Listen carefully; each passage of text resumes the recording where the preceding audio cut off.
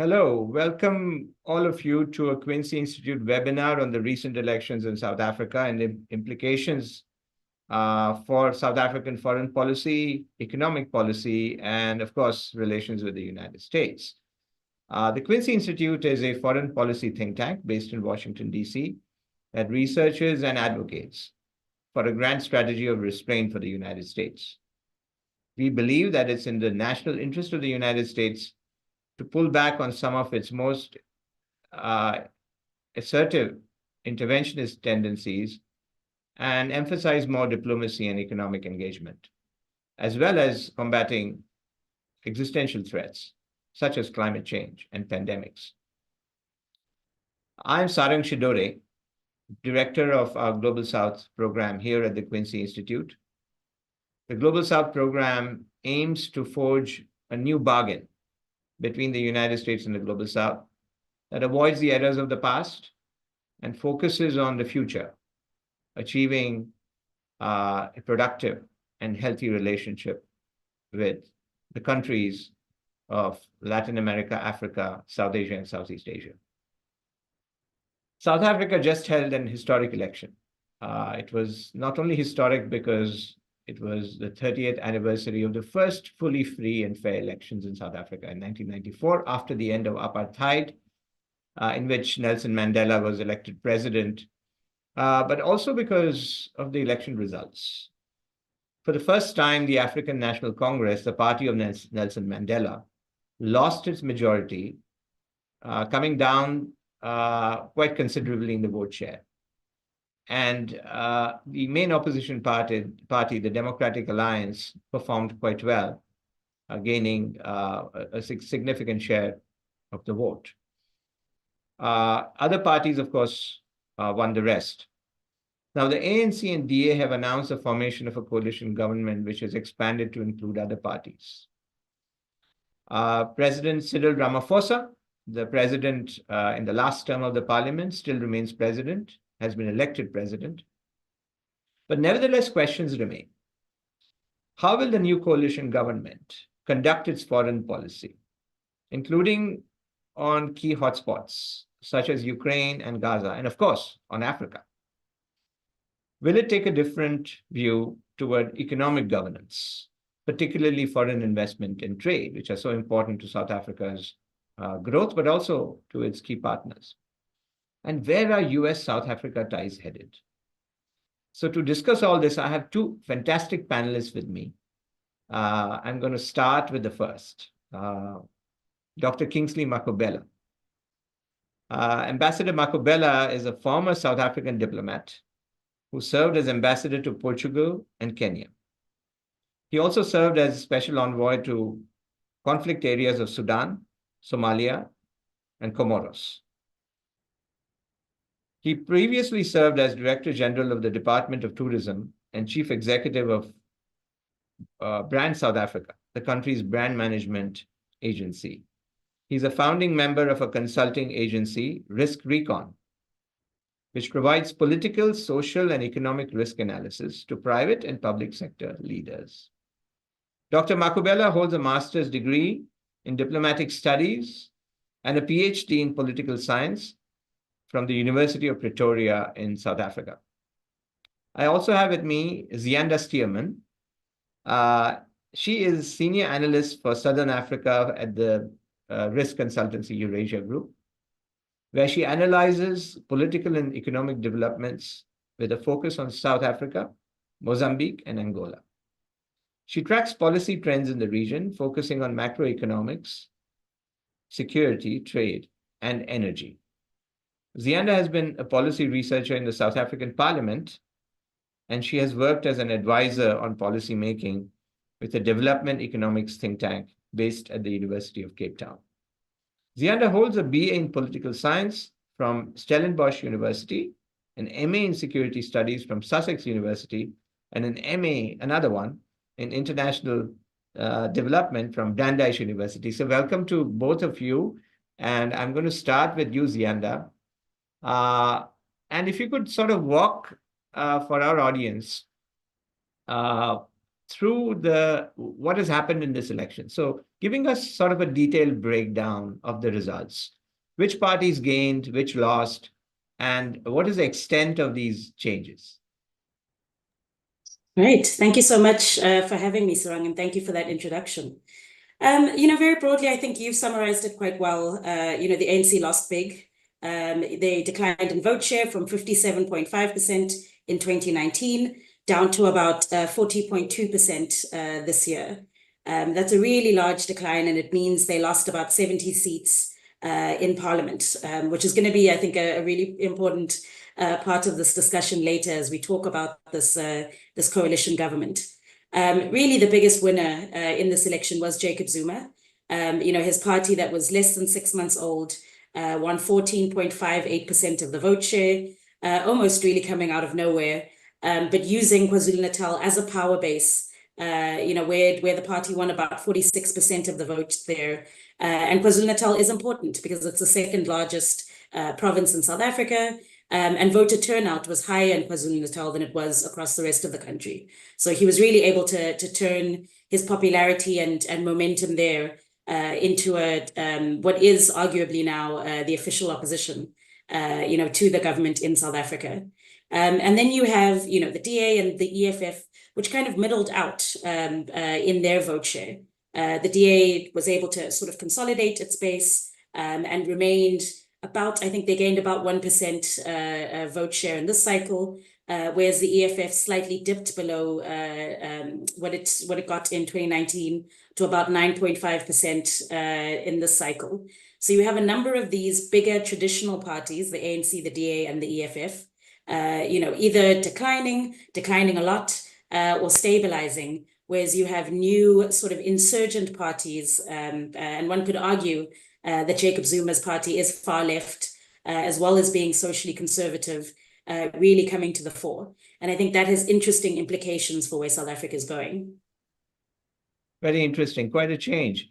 So staying with you, Ziyanda, looking at foreign policy, which is a bigger focus of our conversation today, who will be, in your judgment, the likely foreign minister? Are we going to see Minister Pandor, Naledi Pandor, the current foreign minister, stay?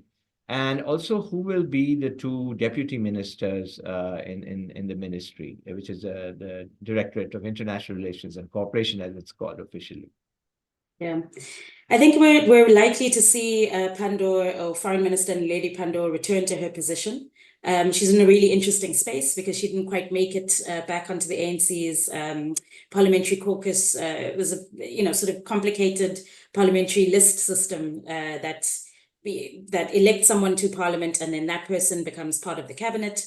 But there is it's called Section 91(1)(c) in the Constitution that allows President Ramaphosa, to appoint two people from outside of cabinet as ministers. It's widely thought that he'll use that authority and that power to bring Foreign Minister Naledi Pandor back. And I'm not surprised by that. She's been incredibly instrumental in South Africa's foreign policy positions, in the past term from 2019. She's a close ally of the president's. And with the G20 coming up, both in Brazil in November this year, as well as in South Africa late next year in 2025, she really will be, I think, really quite critical to maintaining many of South Africa's foreign policy positions and stances, many of which are quite controversial and strident. If we're talking about her deputies, we're likely to see Alvin Boertes, who's one of the current deputy ministers, come back into his role, as well as that of possibly Marupini Ramakgopa. She's currently minister in the presidency, and we're likely to see her become a deputy because she is a possible successor to Naledi Pandor, who is a little bit older, who has served a long time in government, and who may not necessarily finish her term or a full 5 years in office. Right. So, Ambassador Makhubela, turning to you, do you have anything to add to what Ziyanda just said? And I was also thinking how coalition politics may affect all of this. And we are in a dynamic, fluid situation still in these in this, aren't we? Ambassador, I think you're muted. I beg your pardon. Can you hear me now? Thanks very much, Sarang. I think what Ziyanda wanted to say here is that the Constitution makes a provision for the appointment to the executive from anyone who's not in the legislature. And that's the slight thing. I think it was a slippery of the tongue there. But in terms of the talk that is going on around here, Sarang, that Minister Pandor may be retained precisely for reasons that Ziyanda spoke about. But the stakes are too high. Everyone is looking at position. They are trying to equalize who goes where, who stays. And the bargaining around coalition partners now, it's around those issues. There will be a pressure also within the ANC to say, how do you appoint somebody who's not in the legislature? How do you give a priority and disregard other people? And I think that's part of the horse trading that is taking place now. But it would make sense to retain someone with some level of experience giving major world events that are coming up, notwithstanding the fact also that South Africa still has a standing case at the ICJ and the ICC. So getting somebody and some level of continuity would make sense for the South African foreign policy. But, you know, making sense and political considerations sometimes are poles apart. So it's something that we need to see looking forward as well as going to unfold. The coalition, as Ziyanda said, it's actually a coalition of both the center-right and the center-left. And because of the poles are part of these two schools of thought within the political establishment here, you are likely to see a lot of conflict in terms of policies. I mean, if things are to go by looking at the challenges of forming a cabinet, what if it comes to the implementation of real issues? So you are likely to see serious challenges because the DA has no specific foreign policy. And there are key foreign policy that South Africa has been running in the recent past, and that the DA, it's totally opposed to them. So we're going to see how they're going to manage these challenges moving forward. Yeah, you make an important point that it's one thing to have a minister come back or the continuity. It's quite another when specific policy questions are taken up during the course of the next term, when they can be subject to pressures, given that this is a coalition government. Now, just stepping back a little bit on the structure of this thing, share with us how foreign policy is made in the South African structure of government. So, of course, you have the foreign ministry, DIRCO. Is that the whole and soul, of course, next to the president, is that the whole and soul owner of foreign policy? Are there other ministries that get involved quite substantially? Is it more of a party decision on the party high command? So how does this work? The foreign policy in South Africa is driven by a cluster of government departments. It's called the ICTS. It's International Relations Security Cluster. It has an element of security element that gets involved because of peacekeeping. You'll find the Defense Force are there, and any ministry that is involved in the foreign policy. But the foreign ministry remains the guiding principle in terms of this, remains the driver of foreign policy, but they work with other ministries. There is also, the president also appoints now and then an advisor on foreign policy. But that advisor fits into the Department of Foreign Affairs in terms of working on issues and so on. And the foreign minister remains a senior advisor to the president on foreign policy. Right. Turning to you, Ziyanda, now, we have, it appears if this coalition is formed and maintains itself for the longer run, then we have a clear set of opposition parties right now, the MK and the EFF, as you mentioned earlier. And they will form the official opposition bloc. Now, how important, there are two parts to this. So how important is foreign policy to them, first? And second, to the extent it's important, how do their approaches to the big issues that South Africa is dealing with? Of course, from the United States perspective, it's Gaza, it's Ukraine. but also, the broader African continent. So how do these differ in significant ways, if at all, from the ANC and DA? Yeah, look, there are a number of cleavages, I think, between the positions of the ANC, the DA, and even between those two parties and those of Umkhonto we Sizwe and the economic freedom fighters. Very broadly, I think, as a banner item across the two parties, the MK and the EFF, foreign policy is very transactional. There isn't necessarily a sort of principle or integrity at the heart of both of those parties' stated foreign policy. I think particularly with the MK, it was a second or third order sort of priority within its policy making, and the EFF as well doesn't have particularly sort of well built out foreign policy positions. That is to say, though, that both of those parties really lean quite closely towards Russia and China, and a little more to the Gulf states as well, particularly the EFF in recent years. We've seen a number of sort of interesting investigations done and pieces written about both the MK and the EFF's approach to foreign policy, particularly again its pro-Russia and pro-China leanings, and that may have a lot to do with the fact again that the broader policy outline for both of those parties is, the nationalization of mines, is relatively anti-democratic. The MK itself would like to repeal the South African Constitution, for example. So you're looking at those two parties that look a little more towards autocratic societies as opposed to democratic societies and rule. And then I think you have the fact that there is also a virulent stream of anti-American and anti-Western rhetoric that's really been indicative of the way that the EFF and the MK have spoken about the US, Europe, and other Western powers. This isn't to say that there shouldn't be a challenge, of European institutions, of the Western order, particularly when it comes to foreign policy. And these are positions that the ANC has strived to do in recent years, with its very strident policy on the conflict in Ukraine, as Dr. Makhubela was saying as well, the ICJ case. So it's not as if there's a complete disconnect between the ANC or the EFF and MK's positions, but the EFF and MK take it one step further and really reject this idea that there should be a Western order in which South Africa plays along by those rules.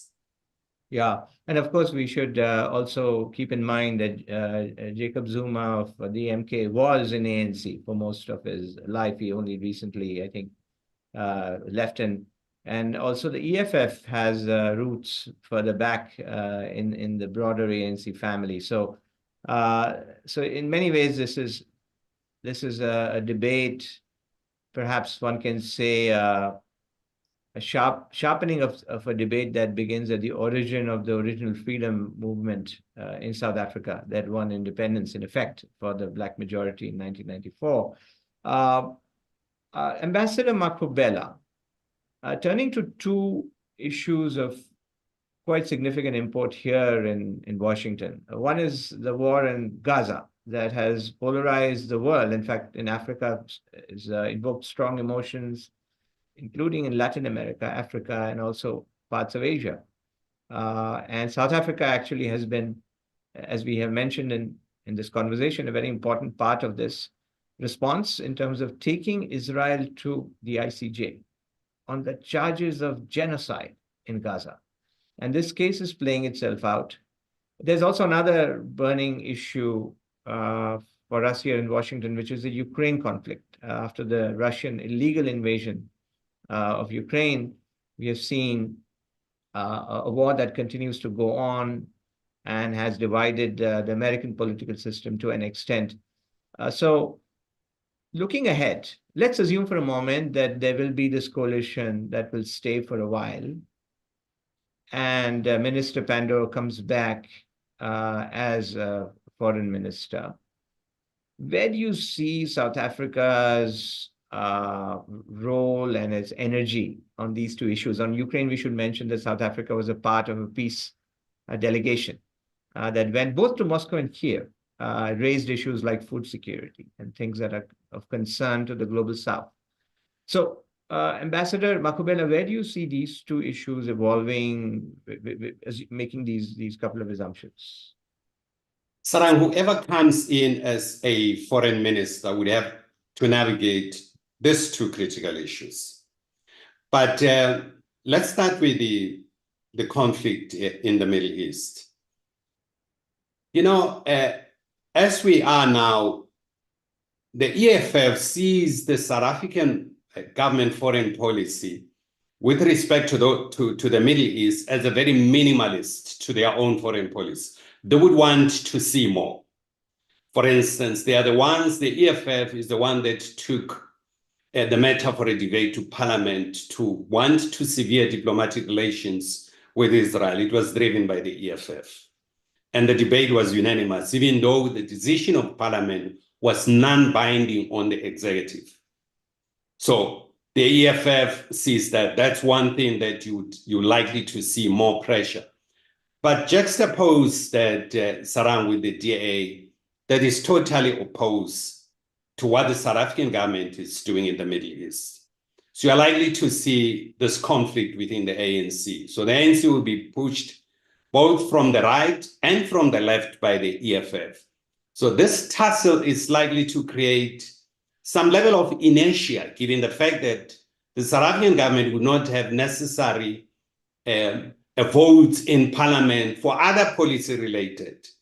The fear that all of us have and a lot of people would have is that we may find that principal issues are sacrificed for political convenience, the horse trading that may happen. It's quite possible because the DA as a coalition partner, they can come and say, but what are we getting in return? What are we showing to our constituents in terms of this foreign policy? That's one element that it's likely really to create some level of paralysis. With respect to the conflict in Kiev, South Africa has taken this non-allied position that it's not allied to any of the belligerents in the conflict. But in real sense, there's been a dealing between South Africa and the DA actually wants South Africa to move away from entities like the BRICS, whilst the EFF wants South Africa to stay in the BRICS. So you're going to see this tussle going on. And given the fact that the center left, which is led by the ANC, has no powers to do anything on its own, it will need coalition. So working with the DA, what sacrifice would they make? And making some concessions to the EFF, what kind of concessions are those? So we're going to look into this very seriously, particularly once the executive is established, we'll start to get a clarity in terms of where are these issues likely to move. Yeah. No, you make an interesting point, Ambassador Makhubela, of sort of two forces on the right and left of the ANC that are pushing very diametrically opposite policies. I want to get Ziyanda to weigh in on this in terms of this dynamic situation. DA has all these sharply different positions, but how important is foreign policy to DA in this current coalition? Are you seeing signs, and Ambassador Makhubela, you can jump into later, but signs that DA is actually putting this on the table? And second, one outcome could be inertia because of these tugs and pressures. The other outcome could be that the two pressures on the two flanks cancel each other out and everything goes on as before. So what's your sort of sense of where we are on both of these? Yeah, I think that's a great question, and it really sort of gets to the heart of, you know, which of these priorities that are outlined in the Government of National Unity, you know, and its statement of intent, which of those are the most important? You know, I think that when Ramaphosa announced the establishment of this Government of National Unity, there were a couple of key items that he put right at the top of that list, and that has to do with creating jobs, you know, ending corruption, reducing crime, and then, you know, focusing on better and improved governance and service delivery. Foreign policy is definitely lower on that list of priorities, but that doesn't mean that the DA, in particular, in what it's laid out as its vision and its role that it sees as the largest sort of partner in this GNU, They have put out there that they would like to, run infrastructure, for example, to run the trade ministry, and a couple of other related positions. And those are, again, as Dr. Makhubela was pointing out earlier, those are part of the cluster of departments and interests which flow into foreign ministry. So, if you're thinking specifically about issues like AGOA, for example, the African Growth and Opportunity Act, and that trade platform with the US being an incredibly important one as well for the South African economy and export economy, that's really where you'd see the DA try to push and essentially, say to the ANC and to the broader government structure, this is a net good and beneficial, for South Africa's position on the continent, for South Africa's relationships, both with the US and with other Western countries. So you have these, I think, very specific points at which the DA could make what are essentially foreign policy decisions, but not necessarily from the lens of foreign policy, but the issues, the security and trade issues that flow into this, the cogs that make foreign policy, to put it that way. That's going to be difficult, though. That's not an easy discussion to have. One of those, again, is AGOA. The other could be the role of South Africa in peacekeeping in the Eastern DRC, in northern Mozambique. So there are a number of different places within which the ANC and the DA either converge or diverge in terms of foreign policy. And it's not always going to look like foreign policy. It will look like security cooperation, trade policy, and other angles. Yeah, no, I think you make great points that, of course, the DA may be prioritizing infrastructure, trade, and governance, but those are, of course, all connected to foreign policy in some form or the other. We don't live in a world of silos increasingly. Everything is enmeshing with everything else, and this is no different. So I just want to make a note here and tell the audience, please, if you have any questions, comments, please share them in the chat box and we can get to them and have our wonderful panelists address them.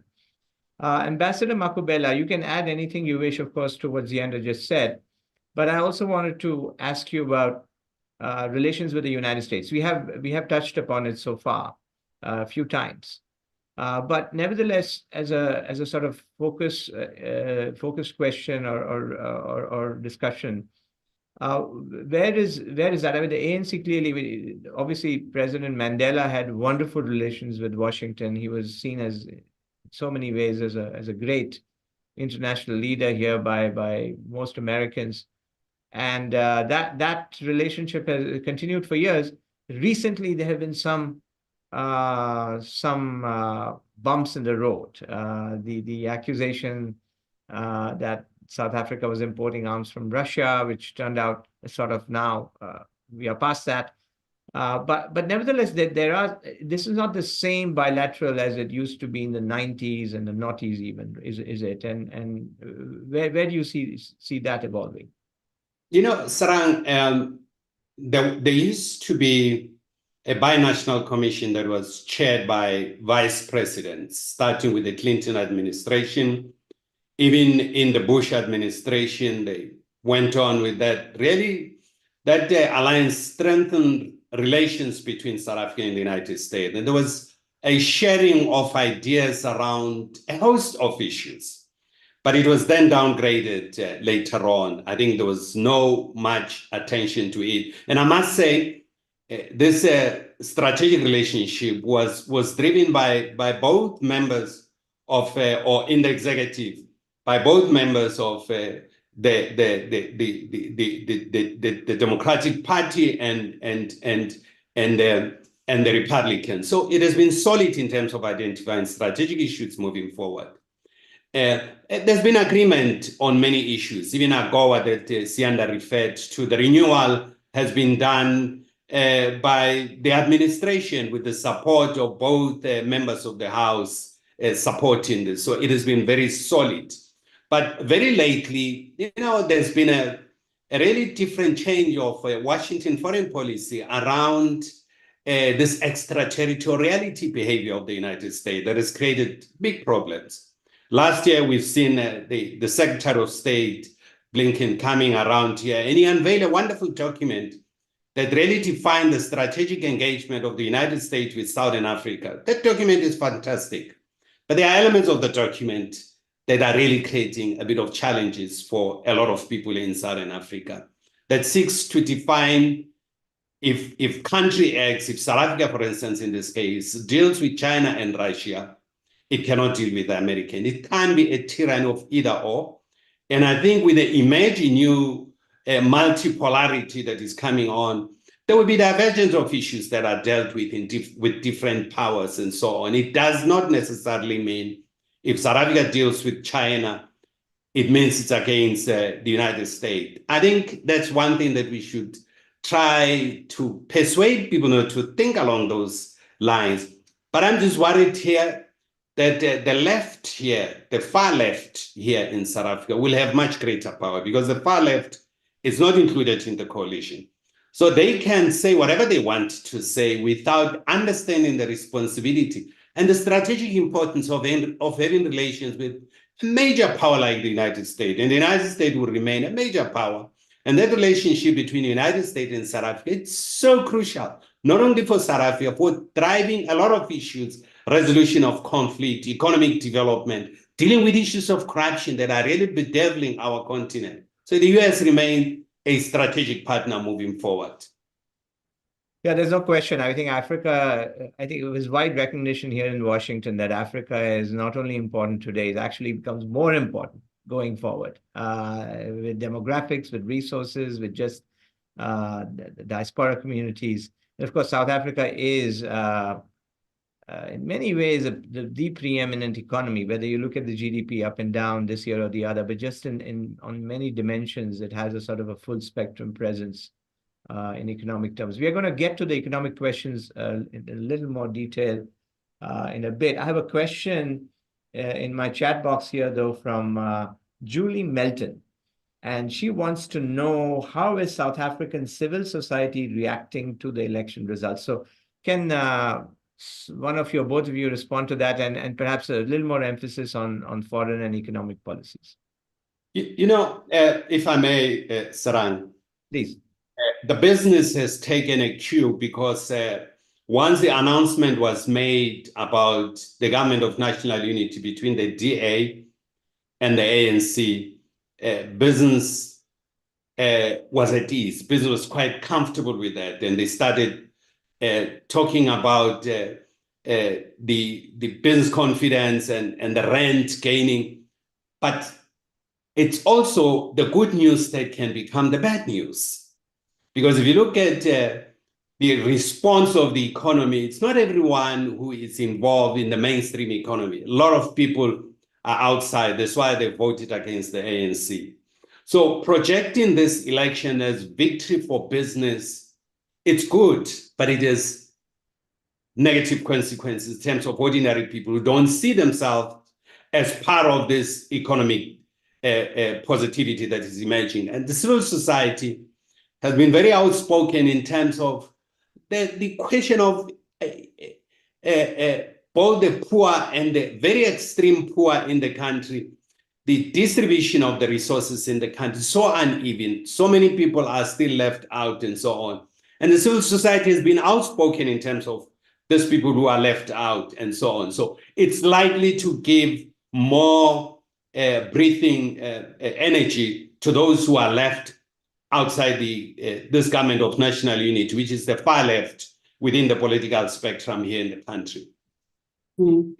I just want to add to that to say, if you're thinking of trade unions as part of civil society, that hasn't also been a positive reaction. The largest trade union federation, COSATU, was really pivotal in changing the ANC's course in early June, where it was looking like it was headed towards an ANC-DA coalition or confidence and supply agreement of some sort, and really pushing the ANC to say, open the net wider, speak to more opposition parties, see what partnerships you can develop. A lot of that has to do with the DA's position on the national minimum wage, which it wants to scrap, for example, and its opposition to broad-based Black economic empowerment, which is in effect affirmative action.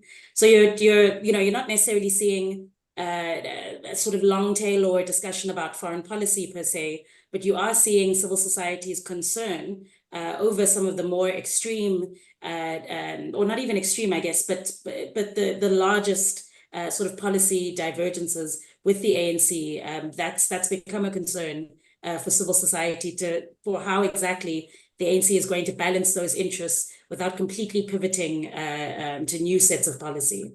Right. I have a question in the chat box from Ross Silvestri, who wants to, he mentions BRICS, but he also talks about South Africa's non-alignment. This has been an important part of South Africa's foreign policy. Indeed, we in the Quincy Institute have made the case, I think it's not very hard to make, that most of the global South is fundamentally unaligned.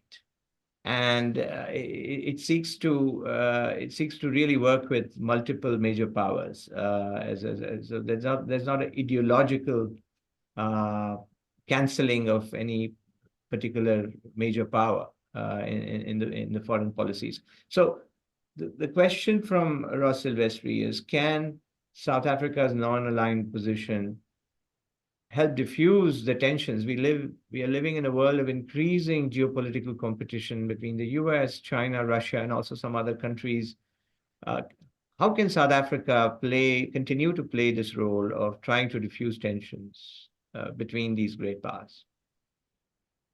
Sarang, you know, the geopolitical tension that exists would persist, in my own view, as long as there's still this fluid and very rapidly changing balance of forces around the world, and this multipolarity that everyone is talking about, without defining how these new powers that I imagine are going to use their own powers and so on.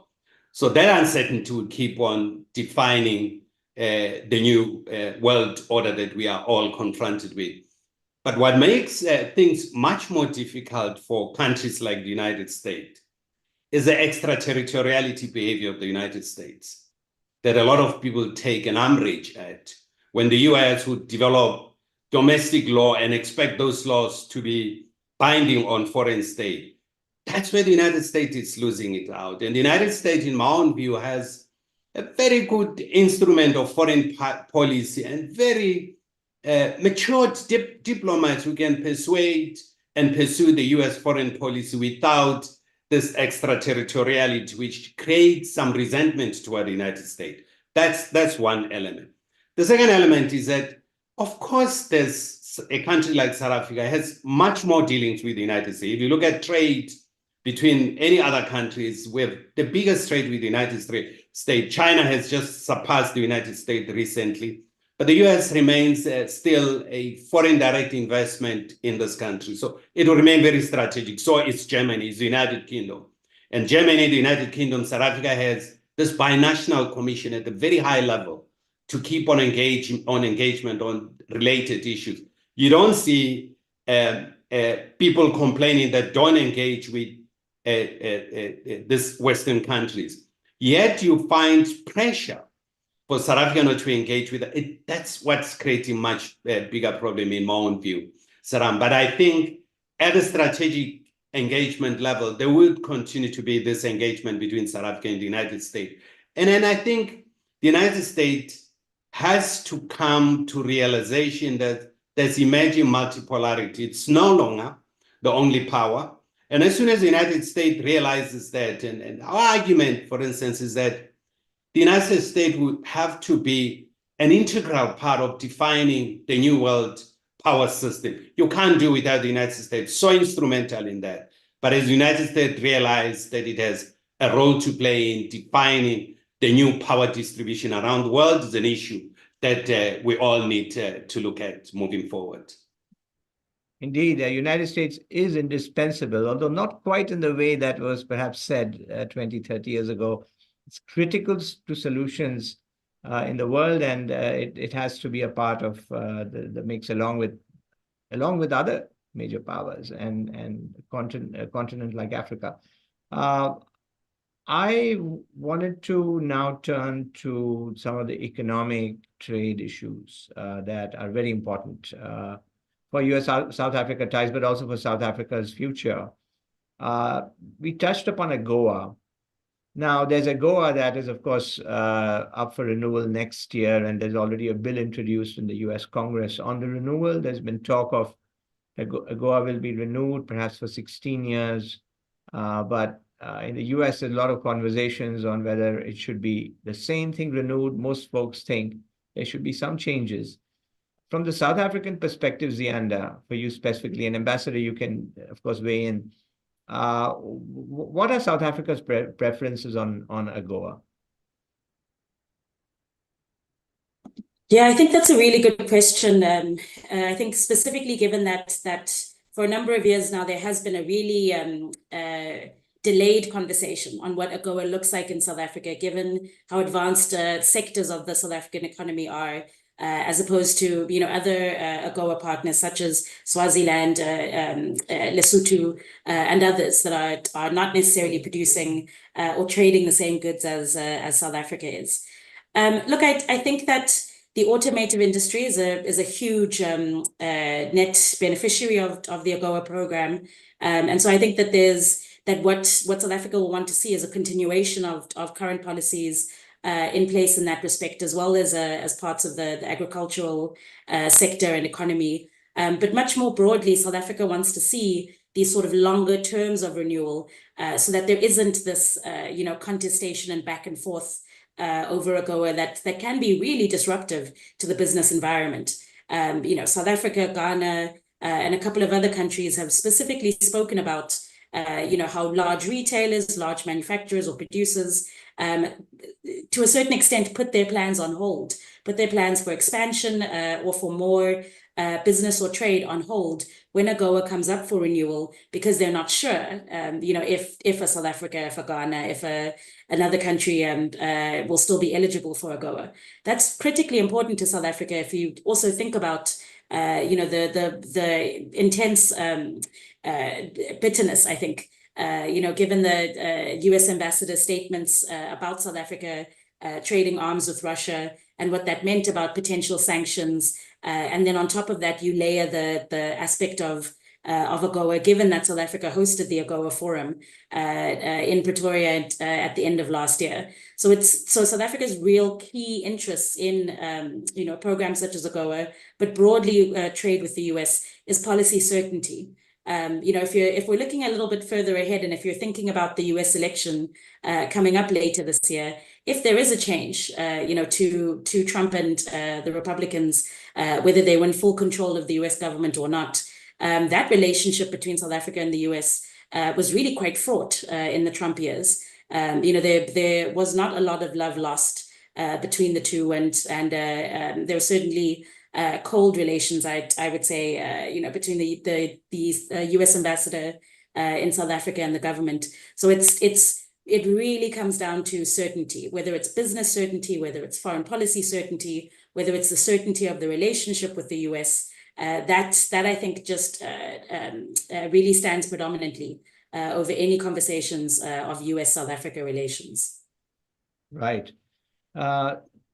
I also want to tie AGOA, and this has been linked already in conversations in Washington, to another initiative that's an African initiative, the African Continental Free Trade Agreement. This is an agreement already in force. It's signed by, I believe, all AU countries at this point, or at least most of them, almost all of them. And it is in effect happening now. Where do you see the connections between, let's say, how can the African Continental Free Trade Area and AGOA be better harmonized? What would be the South African perspective on this? Ziyanda, Ambassador Makhubela, either one of you, really. Would you like to go first, Dr. Makhubela? Ziyanda. All right. No, I think that again, here's the really interesting sort of connection between what all of the regional bodies, on the African continent, and what they want to achieve through the I'm going to get that wrong, the AFCTFA, and that sort of regional integration. If you're looking at ECOWAS, which represents, most of the West African states, You look at COMESA, which represents most of the East African states, and then SADC in Southern Africa. I would argue that SADC is probably the most integrated of the three, particularly when it comes to trade and customs duties and sort of intra-country trade. So there is a lot there already that's baked into the way that SADC works that makes it perfect for wider integration and wider work with ECOWAS and COMESA. I think that's moving a little too slowly, particularly given that the AfCFTA was signed a few years ago at this point, and many countries have signed on to that ideal. But I think that this is again where this message that South Africa has really tried to put out of the long-term stability of AGOA would really be helpful in driving that sort of initiative, more and more regional and continental integration. If you have countries that know, for the next 15 to 16 years, that AGOA is part of the conversation, and there are a number of countries across the continent, I think it's about 32 African countries that are part of AGOA, you then can start to have those broader, government level or regional association level conversations about how you knit and stitch together, again, port infrastructure, rail infrastructure, export infrastructure, removing customs duties in a way that makes sense, as opposed to kind of this on and off, will they, won't they, which country will stay in, which country will be out. So there's something to be said about the way that AGOA can fit into the AfCFTA, again, with long-term planning. Yeah. Ambassador Makhubela, there's one thought that just came to me on two actually thoughts worth perhaps sharing. One is that when one goes to global South countries, for example, Southeast Asia or Africa, they're the ones who are leading the idea of economic openness. They're generating trade agreements.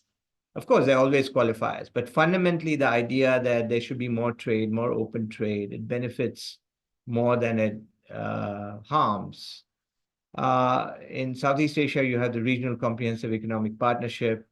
That's a major, the world's biggest trade agreement. In fact, Africa, of course, you're the African Continental Free Trade Area. So these are not necessarily very wealthy countries that are now saying what Washington used to say years ago, perhaps a little differently. But now in Washington, we have a reflexive opposition to trade. There's a great suspicion of trade agreements. So the roles are reversed in so many interesting ways in our time. But Ambassador Makhubela, the other question I have for you is really about how this ties into the broader idea of South Africa's role in the African Union. Whether it's economic or whether it's political, the idea that the African Union, the articulation has been African solutions for African problems. This appears to be some energy in the AU of late, has joined the G20 and so forth. So can you share with us what's your sense of South Africa's role in the AU going forward, and how does it affect the AU or lead the AU in a different or better way?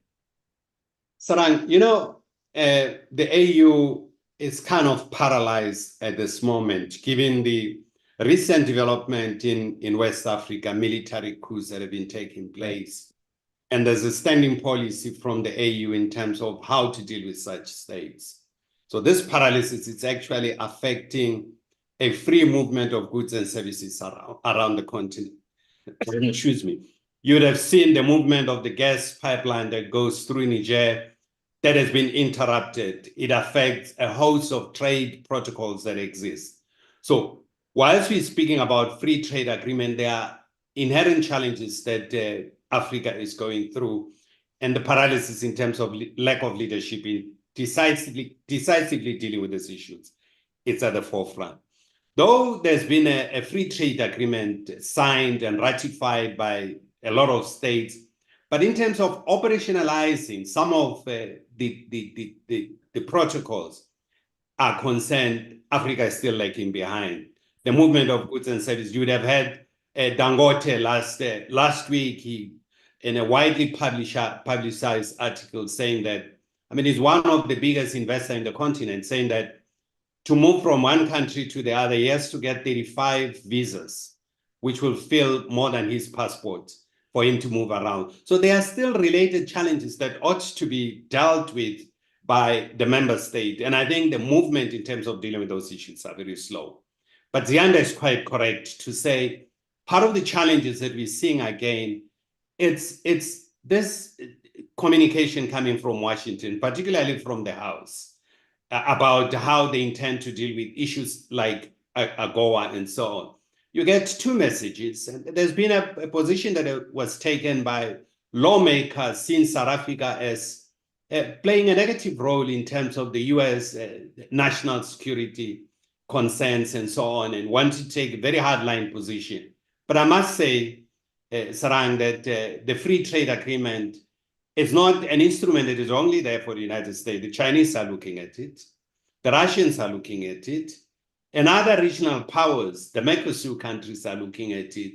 So I think those who are able to identify strategic foreign policies and how to engage with these entities moving forward are likely to get the benefit out of it, because Africa provides its development from a very low base. And if you look at the potential and the existence of mineral resources, strategic mineral resources that are very useful around the world, it's something that people had to look at. And the United States, I think, is not strategically really positioning itself with respect to it. And it goes back, Sarang, to the changing polar politics around the world, that the US has accepted that it's no longer the only power in the House. There are other powers that are contending with it. Absolutely. I think that the fact is there are other partners available to sign these agreements if the US balks. Ziyanda, coming to signals to investors, because of course for any developing countries, rise, investment, of course, domestic investment, but also foreign investment is important. What are the signals you see going forward? We have a utility, Eskom, the electricity utility in South Africa that was debt-ridden for many years, had blackouts. There's been proposals for unbundling Eskom. Are there signals that the new government, assuming that we have a stable DA-ANC coalition going forward, are there signals that you expect that can emerge that may improve the investment climate in South Africa? Yeah, also a really good question. And I think, a number of those issues are at the heart of this coalition government, particularly the ANC and the DA working together in government. I think you rightly point out Eskom and what's called the Electricity Regulation Amendment Bill.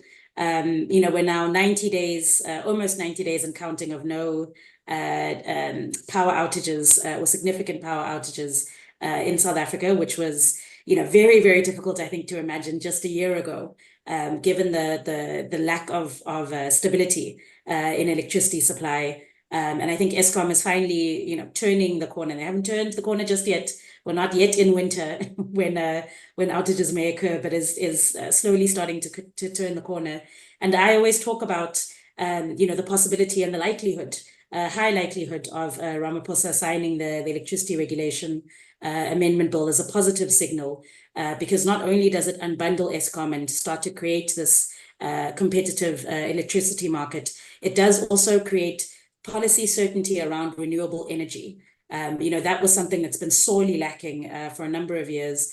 And once that happens, then you're really starting to talk about this energy transition that moves South Africa away from, being highly, highly reliant on coal to being there being more of a balanced energy mix in the future, which is critically important for legislation such as the EU's carbon border adjustment mechanisms, which again is important for trade, which again is important for renewable energy mix in the future. So that's an important signal. Very similarly, I think we're going to see similar movements to liberalize the logistics sector. So where you've seen inefficiencies at the Port of Durban, for example, Port of Cape Town, etc. You should start to see improved governance of Transnet, especially with this recovery plan that's in place and new leadership that's in place. The mining sector. Just to interrupt, Transnet is the transport, state-owned transport giant, right? That carries freight around and so forth. Yeah. Okay. Exactly. And lastly, I was just going to say in the mining and water sector, which are also really, really important concerns, I think, for investors. The mining sector in South Africa underperforming for a number of years now because there is no, real sort of coordination or, again, policy certainty. I think if you start to see a modern mining license operational system in place, that's the type of thing that re-energizes and reinvigorates, that sector, which has been especially an important employer for a long time in the South African economy. Very similarly with water licenses that, I can't imagine a single business, wouldn't need. South Africa is surrounded by 26,000 kilometers of coastline. And so there are significant water resources, but if you don't have, I think the important aspect of a fit and proper water licensing system, that's also the type of thing that turns investors off. So there are a number of issues and factors that over the next 6 to 12 months, if this government holds, could achieve what would have been deadlocked issues, but that could unlock more investment and, importantly, business confidence going forward. Right. Well, we certainly all hope that all of those things move forward for South Africa and its therefore also its partners. Ambassador Makhubela, any other thoughts you have on sending economic signals to, say, the United States or the broader world on reform or on creating a sort of a more dynamic economic value proposition? I think just to add one or two things on what Ziyanda was saying. One issue, of course, is on Eskom, the extent of the government involvement in Eskom, the utility company, and the unbundling process that would create and allow other role players to start playing in that space, particularly the clean energy that has the opportunity to contribute to the grid. That's one thing that would send a clear message. The other thing, of course, is the rail agency that has been so frail, and really both these two entities have been really hit hard by corruption. Dealing with corruption and really streamlining systems and processes and allowing the boards to freely run this entity would send a clear message to potential investors in the sector. Wonderful. Well, sending clear messages very important, and we have a clear message right now that our time is up. So I wish to thank both of you for your wonderful comments and insights in what is a very important moment for South Africa, and we in Washington are watching carefully. So look forward to having you in future events, and thank you to the audience for participating. Until next time. Thanks, Sarang. Thank you so much.